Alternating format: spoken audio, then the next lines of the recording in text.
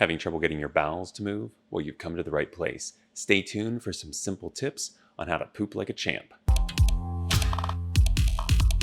Constipation happens for several reasons. Your stool may be too hard, your colon may be too weak to move the stool through, or it may get just to the finish line but have trouble exiting. And these tips help to address these causes of constipation. My first tip is to eat more fiber. Fiber helps to bulk and soften stool. And just as it's easier to squeeze a full tube of toothpaste than it is one that is nearly empty, your colon has an easier time moving large, soft stools than it does hard, tiny ones. And so getting more fiber into your diet will help to make you have more regular bowel movements. My second tip is make sure that you're drinking enough water. Fiber doesn't act alone. It's like a sponge that helps to pull water into your stool. And so if you're not drinking adequate water, you basically have a dry sponge coursing through your colon. So make sure that you're having adequate water. For most people, this is 8 cups a day, but your situation may vary based on any chronic medical conditions you may have. My third tip is to have less fat in your diet. Fat behaves the opposite of fiber in your colon. It makes your stool like a putty. It's smushy and it won't move forward. And if you can't move it forward, then it's not coming out. My fourth tip is to exercise. If you feel that your bowels are sluggish, make sure you're not being a slug.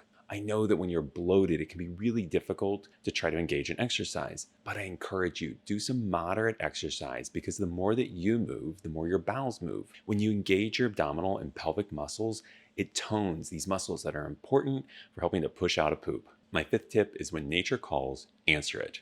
We live hectic lives, but the call of nature is still one that you need to answer. If you feel the urge to have a bowel movement, take it seriously. Take that opportunity.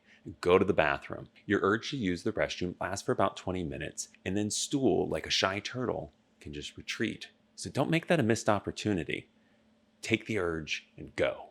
My sixth tip is to try to poop after your meals. When you eat, your stomach signals to your colon to shove out the old to make way for the new. So jump on this departing train. This is especially helpful after breakfast because your colon is most active in the morning. It's like a commuter express train to beat rush hour. My seventh tip is make a good environment for pooping. When you need to go and use the toilet, don't go undistracted. Leave your devices behind. When you're sitting down, you want to have a purpose.